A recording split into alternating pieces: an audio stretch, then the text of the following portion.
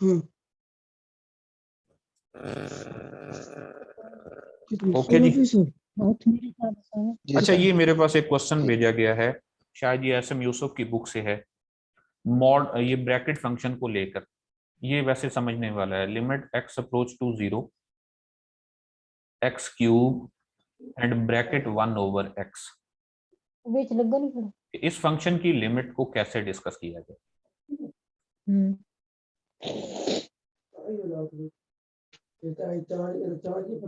Okay, तो आप इस फंक्शन को जरा समझिए कि इसको हम कैसे डिस्कस करने वाले हैं। इसको हम बाय सिक्वीज थ्योरम भी कर सकते हैं, एक और प्रॉपर्टी है उसकी मदद से भी हम इसको सॉल्व कर सकते हैं।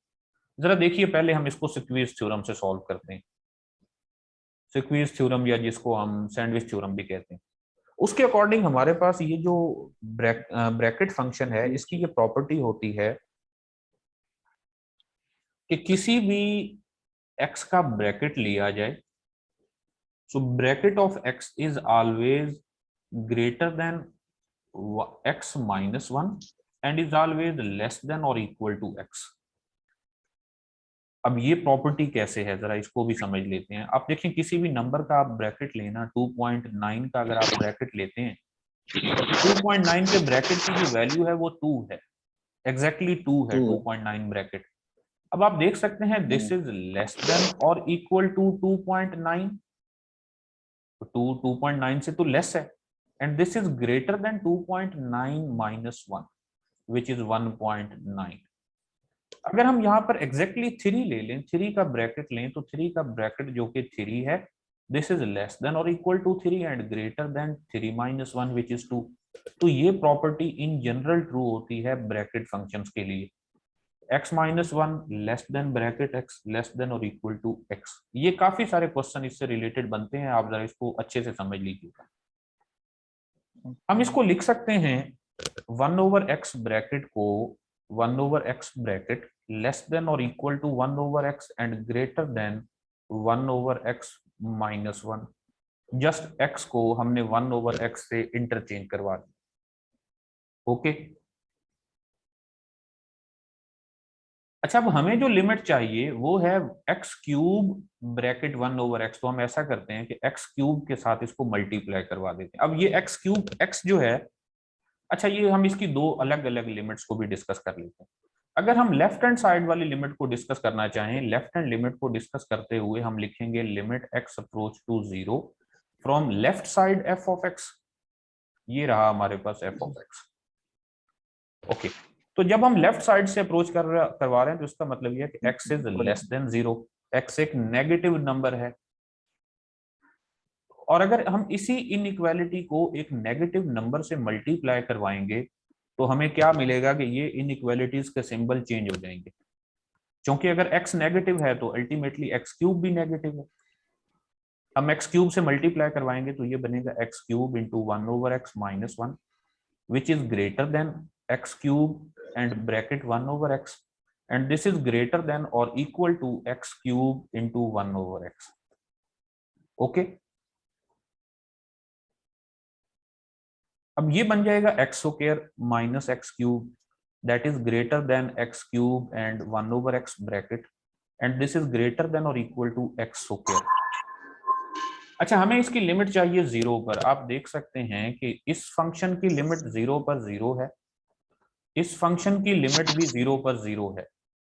तो यहां से हमें यह पता चला कि जो हमारा मतलूबा फंक्शन है, जो दिया गया फंक्शन है, उसकी left hand limit X cube into 1 over x bracket is also equal to zero.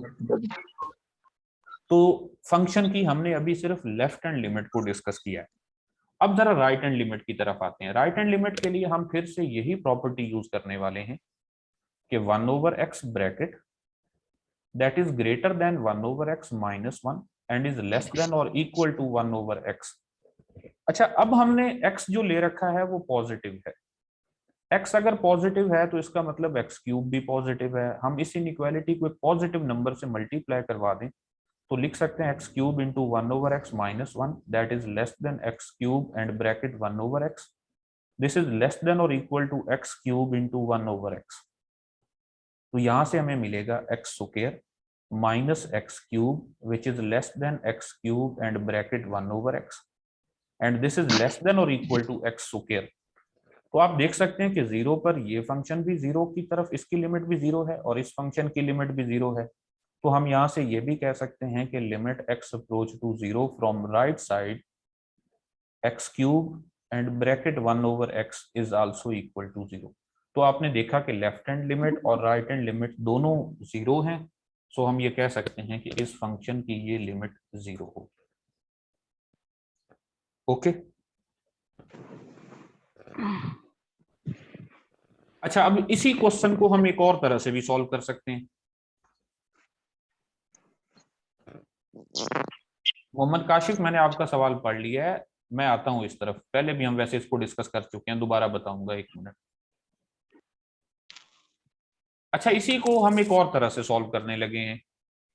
Limit x approach to zero x cube and bracket 1 over x। अब ये जो 1 ओवर x है, अगर हम x जीरो अप्रोच करवाएं तो ये तो इंफिनिटी टाइप बन रहा है।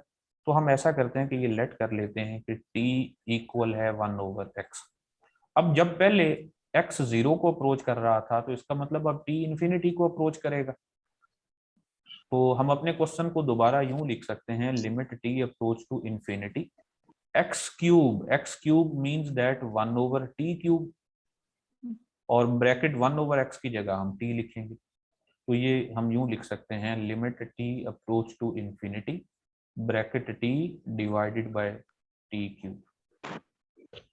ओके, अब ये जो हमने ब्रैकेट t लिख रखा है, हम इसको भी लेट कर लेते हैं।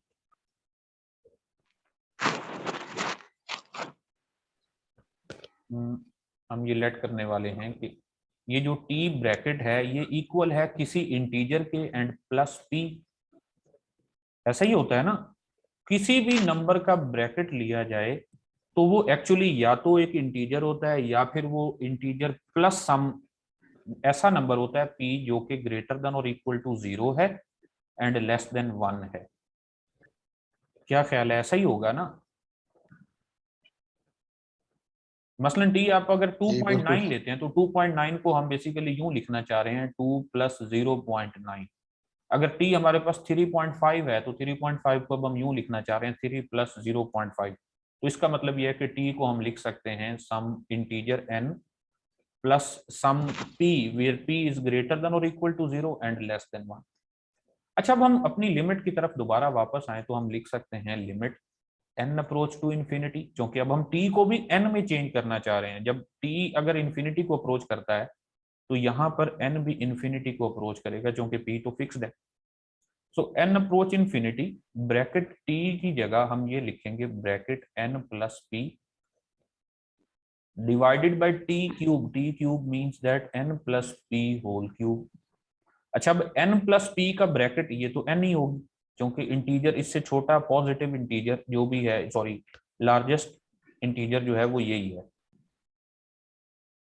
That is n divided by n plus p whole cube. तो हम इसको लिख सकते हैं limit n approach to infinity n divided by, अगर हम इसमें से n कॉमन लें तो n क्यूब होगा और 1 plus p over n whole cube. तो इस एक n से ये कैंसिल हो जाएगा, ये n square, so 1 over infinity type, so that is equal to 0। Okay, तो ये इसका एक सेकंड वे था, आप जिससे मर्जी करें।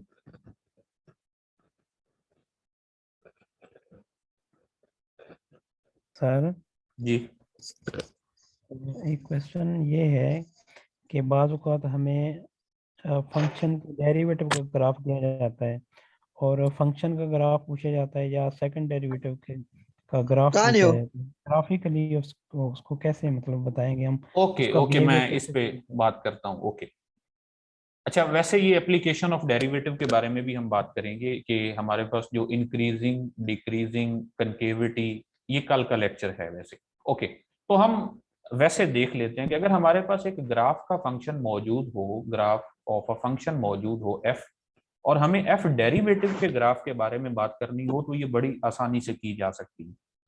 देखें, ये हमारे पास एक फंक्शन है, फॉर एग्जाम्पल ये है, मान लें ये एफ ऑफ एक्स का ग्राफ है।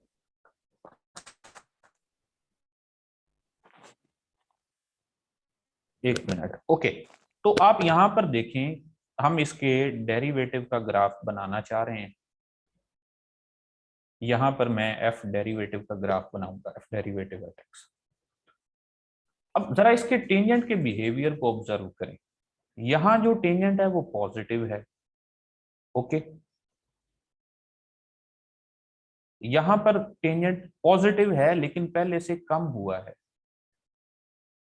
यहां पर टेंजेंट अभी पॉजिटिव तो है लेकिन अभी और कम हुआ है। इसी तरह यहां पर जो टेंजेंट है ये उससे भी और कम हुआ है और ये 0 हो चुका है, क्रिएटिव मैथ, ओके। क्रिएटिव अच्छा, इसके आगे फिर फंक्शन का जो डेरिवेटिव है वो नेगेटिव हो चुका है। क्रिएटिव यानी यहां पर आप यहां से अगर यहां तक हम बात करें, इस इंटरवल में बात करें, फॉर एग्जांपल ये हमारे पास कोई भी पॉइंट है, मैं इसी को नीचे की तरफ ले जाता हूं।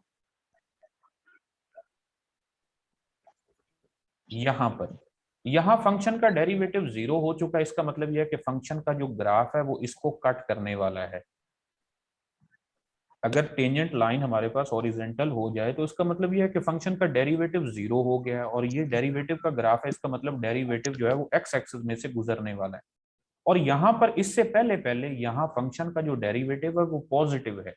इसका मतलब ये है कि फंक्शन के डेरिवेटिव की जो वैल्यू है वो पॉजिटिव है, यानी इसके यहाँ पर ऊपर ऊपर मौजूद है, एक्स एक्सिस से नीचे नहीं है। तो जैसी भी है, खैर अभी हम इस तरह से नहीं बात कर रहे हैं। वैसे पॉजिटिव ये भी हो सकता है, ये हम कनकेविटी को डिस्कस करते हुए डिस्कस कर सकते हैं। तो अभी सिर्फ इतना कहा जा रहा है कि ये फंक्शन का ग्राफ पॉजिटिव होने की वजह से एक्स एक्सिस से ऊपर है, यहां पर है। अच्छा, अब यहां से आगे फिर वो नेगेटिव होना शुरू हुआ, यहां तक, यहां पर भी वो नेगेटिव है, यहां पर भी नेगेटिव है, और यहां तक वो नेगेटिव होते हुए 0 हो गया। इसका मतलब यह है कि यहां से यहां तक ये फंक्शन इस लाइन से नीचे रहा है, एक्स एक्सिस से नीचे रहा है। तो हम यूं कह सकते हैं कि इस तरह का है। यहां पे फिर उसने एक्स एक्सिस को कट करना है, और यहां से फिर वो इंक्रीजिंग की फॉर्म में है, और फर्दर इंक्रीज ही है। इंक्रीजिंग से फिर वो डिक्रीजिंग की तरफ जा रहा है। तो इसका मतलब यहां से वो कुछ यूं जाएगा, ओके। हम देखें फंक्शन के डेरिवेटिव से फंक्शन का डेरिवेटिव का जब ग्राफ बनाते हैं तो वो कोई एग्जैक्ट नहीं बनाते, वो उसकी अप्रोक्सीमेशन होती है। हमें उसके ग्राफ के बिहेवियर का पता चल जाता है, ओके जी। जी सर।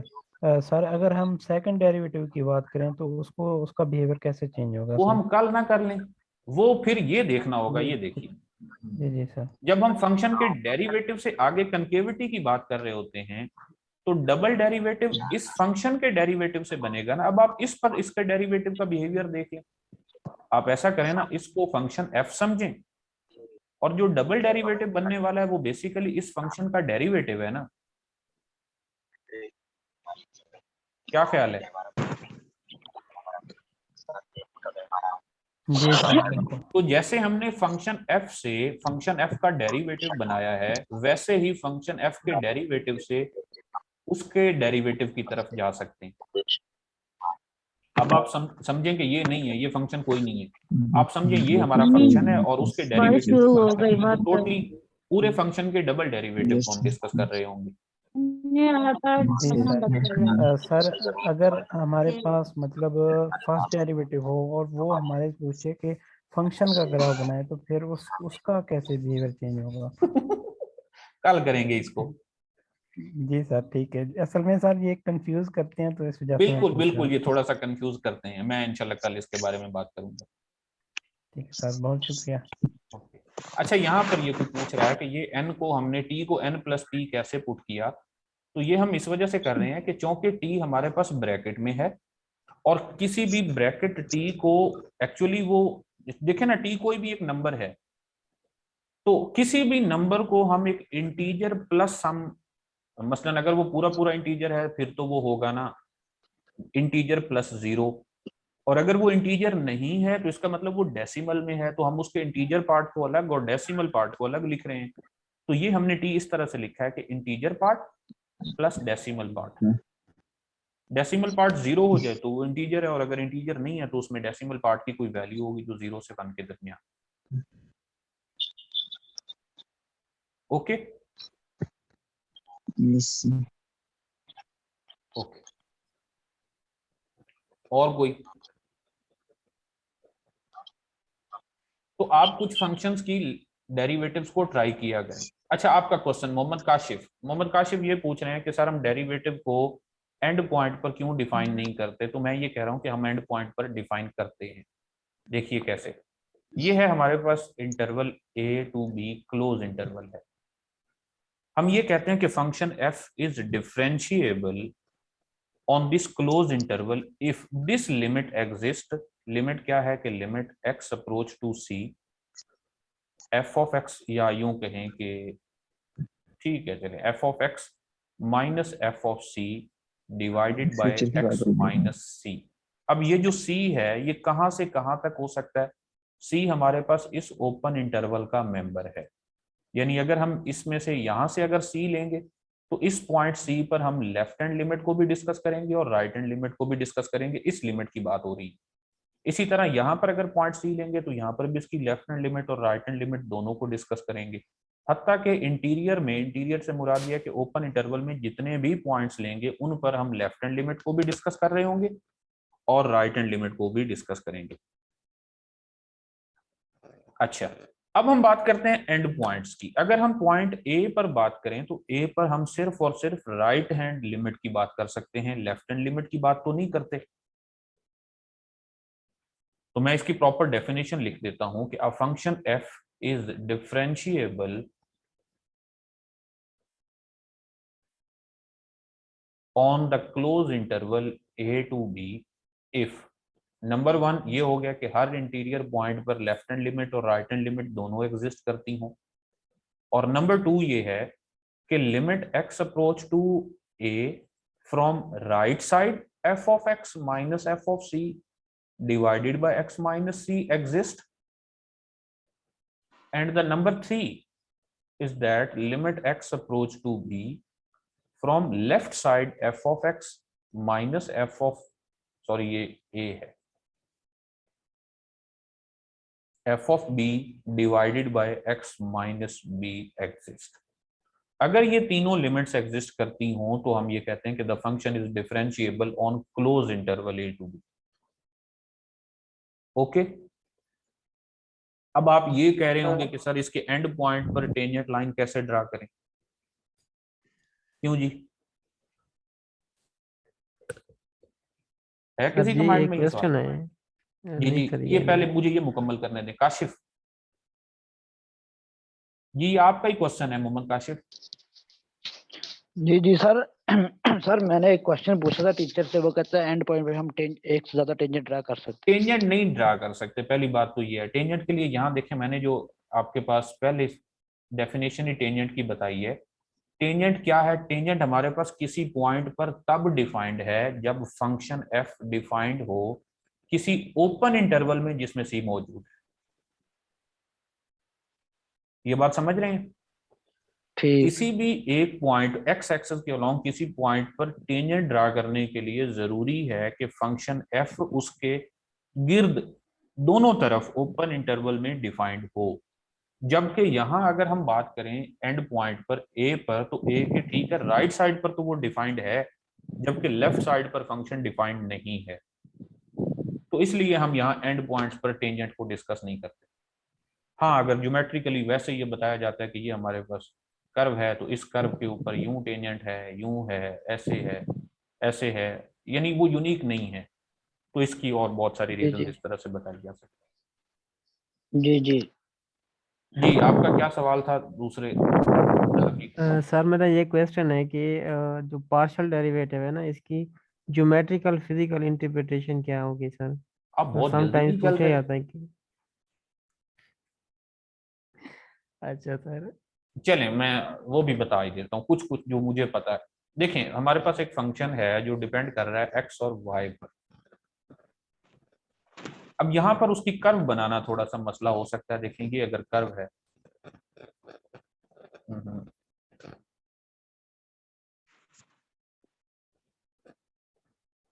ये है, ये है हमारे पास फंक्शन। क्योंकि अब दो वेरिएबल पर डिपेंड कर रहा है तो इसका मतलब अब जो बनने वाला ग्राफ है वो एक सरफेस है, सॉरी कर्व में कह गया, ये एक सरफेस है। यहाँ हमारे पास एक्स वाई और जी एक्सिस है, ये एक्स एक्सिस है, ये वाई एक्सिस है और ये जी एक्सिस। अब यहाँ पर जब हम derivative with respect to X की एक्सक्यूज बात सर, एक करेंगे, क्वेश्चन। अब ये तो मुकम्मल एक्सक्यूज होने सर, दें। जब हम derivative with respect to X की बात करेंगे तो इसका मतलब यह है कि वाई हमने फिक्स कर रखा है। किसी भी पॉइंट पर अगर आप डिस्कस करना चाहते हैं एक्स नॉट वाई नॉट पर, तो इसका मतलब ये हुआ कि वाई नॉट फिक्स रहेगा। और यहाँ पर अगर ये हमारा पॉइंट है ना X not Y not, X not Y not, तो इसी पॉइंट के पैरेलल ऊपर हमारे पास यहाँ पर भी एक पॉइंट मिलेगा। ये पॉइंट होगा x not Y naught and f of x not Y naught. जी ठीक है, ये किसने पूछा था? जी सर। जी सर। हमजा। ओके, अच्छा तो यहां पर हमारे पास दो लेवल कर्व्स बन रही, एक ये लेवल कर्व बन रही है जिसमें चेंज आ रही है उसके y कंपोनेंट में। x कंपोनेंट इस तमाम कर्व के ऊपर x कंपोनेंट x नॉट है, y और z में चेंज आ रही है ये y। और ये कर्व बनी है इस कर्व, इस लाइन के ऊपर, ये जो लाइन है ना यहाँ पर, ये जो लाइन है उस पॉइंट के पैरेलल जो नीचे लाइन है उसी लाइन का ऊपर की तरफ ये इमेज है। और यहाँ ये जो दूसरी लाइन बनी है जो y एक्सिस से x एक्सिस के पैरेलल है, इसके पैरेलल यहां पर एक और कर्व बनेगी यूं। तो ये जो दो लेवल कर्व्स हैं, जब आप derivative with respect to x की बात करेंगे तो इसका मतलब ये है कि y फिक्स है, इसके ऊपर जो टेंजेंट लाइन बनाएंगे ना वो है हमारे पास उसकी derivative with respect to x, उसकी जो स्लोप है अगर हम इसको यूं डिस्कस करें तो। और यहाँ ये जो y के अलोंग जब आप derivative with respect to y की बात करेंगे तो उसमें जो चेंज आएगी वो basically slope of this tangent line होगी। ओके जी सर, ठीक है सर, थैंक यू। जी, किसी और का कोई क्वेश्चन है? सर मेरा क्वेश्चन था। जी फैजान। सर ये जब फंक्शन किसी एक वेरिएबल के ऊपर डिफाइन होगा तो हम उसको कर्व का नाम देंगे, नहीं और नहीं जब फंक्शन नहीं हमारे नहीं, पास। जो उसका ग्राफ जी बनेगा वो कर्व होगी। मसलन आप ये देखें ना कि function y equal F of x है, तो इसका मतलब ये कि अब जी हमारे पास दो एक्सिस हैं, एक एक्स एक्सिस है और एक y एक्सिस है। यहाँ पर जी जो सर। बनने वाला इसका ग्राफ है वो हमारे पास एक कर्व होगी। Yes sir. और अगर हमारे पास ये हो z equal F of X Y, इसका मतलब अब हमारे पास दो इंडिपेंडेंट वेरिएबल है, एक डिपेंडेंट वेरिएबल है, तो हम तीन एक्सिस की बात कर रहे होंगे, एक्स एक्सिस y एक्सिस जी और z एक्सिस। तो यहाँ पर जो बनने वाली जो भी जो ग्राफ होगा वो एक सरफेस होगी। जी सर। Yes okay, sir. तो जी sir. Difference between derivative and slope. Slope एक नंबर है, डेरिवेटिव एक फंक्शन है। किसी एक पॉइंट पर ये देखिए y equal F of x है, यहां से हम अगर इसका डेरिवेटिव लेते हैं तो dy over dx that is equal to f derivative at x। So this is a function of x which varies when x varies। और जो स्लोप है वो किसी खास पॉइंट पर डेरिवेटिव की वैल्यू है। Point. Sir okay, derivative operator नहीं है एक?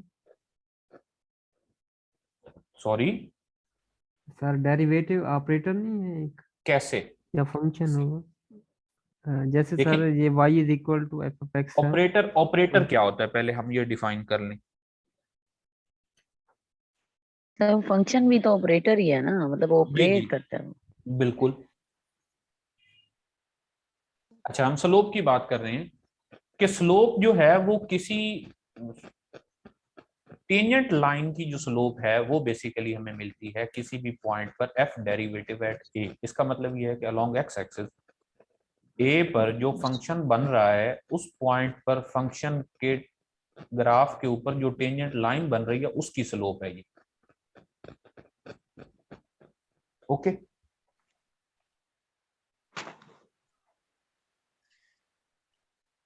अच्छा, तो आप लोग प्रैक्टिस के लिए मैं अभी कुछ और नोट शेयर कर दूंगा। ये टोटल हैं कोई 40 पेज, लेकिन ये सारे सिर्फ एक नजर पढ़ने होते हैं, और पढ़ने के बाद इससे जो रिलेटेड प्रॉब्लम्स होते हैं उनको एक नजर देख के और उनको सॉल्व भी करना होता है।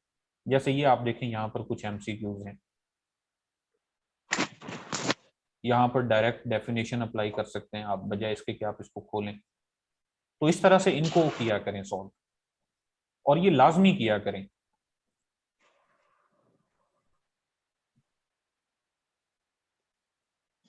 आप लोग ये नहीं कर रहे। अच्छा, ये एक और है, ये नजर आ रहा है आपको स्क्रीन पर? जी सर। फोटो नजर आ रहा है आपको एक? जी सर, नजर जी आ रहा है। सर। ओके, इस फोटो में हमारे पास मोहम्मद काशिफ,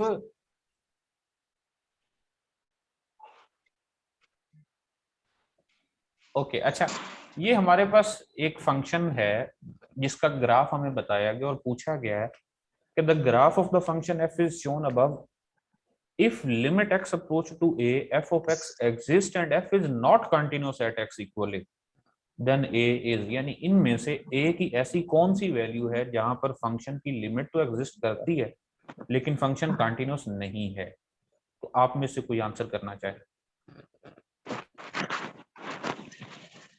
सर आप कौन सा क्वेश्चन डिस्कस कर रहे हैं यहाँ ये पे? आपको नजर आ रहा है, एक फोटो नजर आ रहा है? ये नहीं सर, वो फाइल ही है। ओके ओके, तो मैं यही तो पूछ रहा था। एक मिनट में अभी ये शेयर करता हूँ।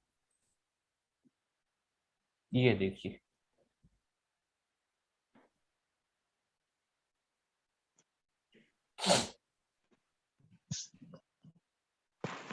ओके। तो कौन सा ऐसा पॉइंट है जहां पर ये इस फंक्शन की लिमिट तो एग्जिस्ट करती है लेकिन फंक्शन कंटिन्यूअस नहीं है? 2 पे सर। 2 पर एग्जैक्टली आप देख सकते हैं कि 2 पर फंक्शन की जो वैल्यू है वो डिफरेंट है और फंक्शन की जो लिमिट है वो डिफरेंट है। तो चूंकि लिमिट एग्जिस्ट कर रही है लेफ्ट साइड से और राइट साइड दोनों साइडों से, लेकिन वैल्यू सेम नहीं है, तो that's why this function is discontinuous.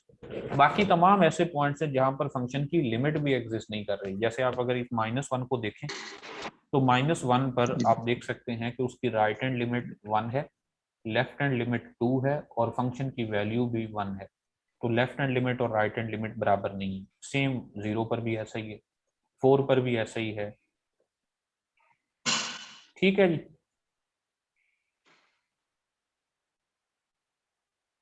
तो आप लोग क्वेश्चन करते ही नहीं है मेरा ख्याल है। सर एक एमसीक्यूज है। मैं काफी देर से मिस कर रहा था आपको सुहेल का। जी सर, मैंने सारे क्वेश्चन किए हैं सर जो आपने कल असाइनमेंट दी थी, लेकिन एक क्वेश्चन नहीं हुआ। ठीक है जी, कौन सा है? सर ये क्वेश्चन 11 है, find limit x approaches to square root 3 limit x approach to square root 3 g of x। g of x जी sir, if limit x approaches to square root 3 limit x approach to square root of 3 1 by 1 by x square plus g of x is equal to 1 by 5। x square plus g of x is equal to 1 over 5। Okay, जी sir. ये find करना है। Sir तो इसमें कौन सा बड़ा screen मसला? शो नहीं हो रही सर, स्क्रीन शो सर नहीं हो रही। ओके ओके ओके, असल में वो चेंज नहीं की। यही है? जी सर, जी सर। अच्छा, तो ये लिमिट के बारे में बात की गई है और ये हमें पता करनी है। जरा इसमें हम लिमिट अप्लाई जी तो करें। ये बन जाता है 1 over x square means that 3 plus g of x is equal to 1 over 5। It means that 3 ji plus g of x is equal to 5, या फिर यूं कह लें कि g of x is equal to 2। ये लिमिट ही है ना, basically limit के साथ जी हम चल रहे हैं। Limit x approach to, limit x approach to और limit x approach okay to sir, square okay root of sir. 3। तो ये हमें पता चल जी गया। सर, जी सर। बाकी सर हो गए हैं सारे। ओके ठीक है, तो फिर मैं मीटिंग एंड कर रहा हूँ और ये जो प्रैक्टिस क्वेश्चंस हैं ये आपके साथ शेयर कर रहा हूँ। सर एक क्वेश्चन है। जी जी। सर अगर कंटिन्यूअस फंक्शन दिया गया हो सर, उसके इंटरवल फाइंड आउट करने हो। ओके, जैसे कि सर एक क्वेश्चन है कि अगर ये दिया गया है सर हमारे पास कि अगर हमारे पास F of x is equal to F of x is equal to x square minus 5 x square minus 5 over 4 जी इसका है सर बटा है x minus 1। 4 over x minus 1। नहीं नहीं सर एक्स आपने ऊपर वाला सही लिखा है सर, ये नहीं है एक्स स्क्वायर माइनस 5 बाय मैं नहीं समझ पा रहा, ये ठीक है? जी एक्स के जी ये ऊपर वाला ठीक था, एक्स स्क्वायर माइनस 5 ओके, इसका सर बटा है एक्स माइनस 1। X minus 1। जी सर इसका हमें इंटरवल फाइंड आउट करना है, given function is continuous also find the point where it is discontinuous. तो ये तो हमें नजर भी आ रहा है कि ये फंक्शन कहाँ पर डिसकंटिन्यूअस है। एक्स इज इक्वल टू 1 पे। x इज इक्वल टू 1 पर आप देखेंगे एक रैशनल फंक्शन, और रैशनल फंक्शन सिर्फ वहीं पर डिसकंटिन्यूअस होते हैं जहां डिनोमिनेटर 0 होता है। तो ये अगर सर ये जीरो के अलावा हर पॉइंट पर ये फंक्शन कंटिन्यूअस है। जी सर तो इसका इंटरवल ऑफ कंटिन्यूटी होगा minus infinity to 1 union 1 to infinity. Okay sir.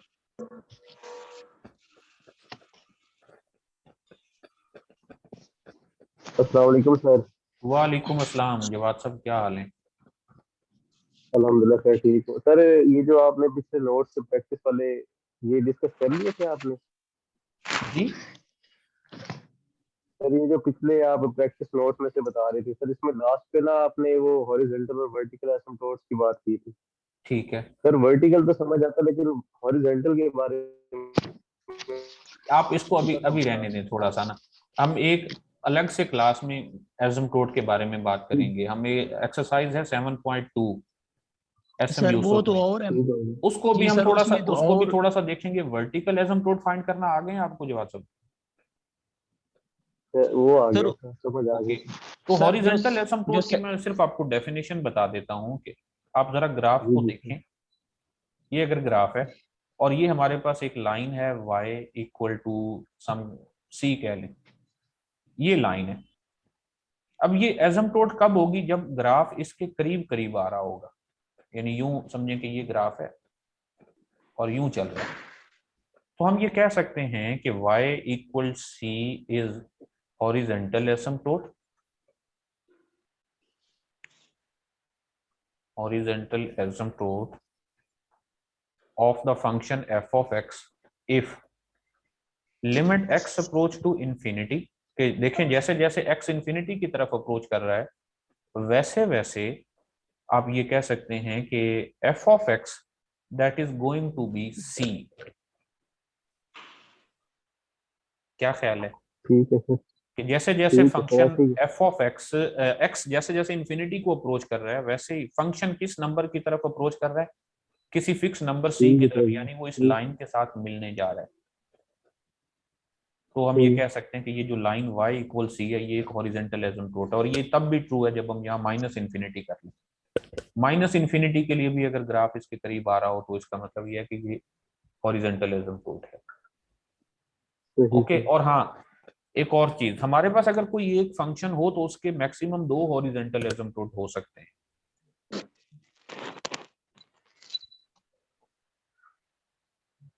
ठीक है, ठीक है सर। ठीक है सर। क्योंकि इस साइड पर भी वो किसी खास नंबर की तरफ जा रहा है, और अगर फंक्शन दूसरी साइड पर यूं इस नंबर की तरफ जा रहा है तो उसका मतलब ये वाली जो लाइन है लेफ्ट साइड से उसका एसिम्पटोट होगी। तो 2 ही मैक्सिमम एसिम्पटोट हो सकते हैं।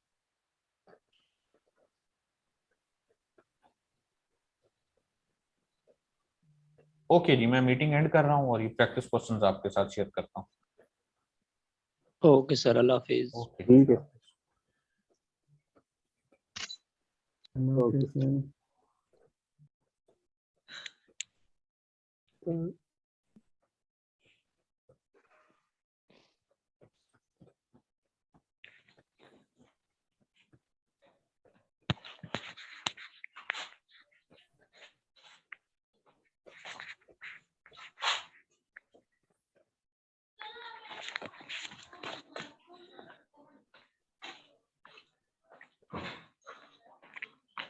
लगन तो भांडे ही धोने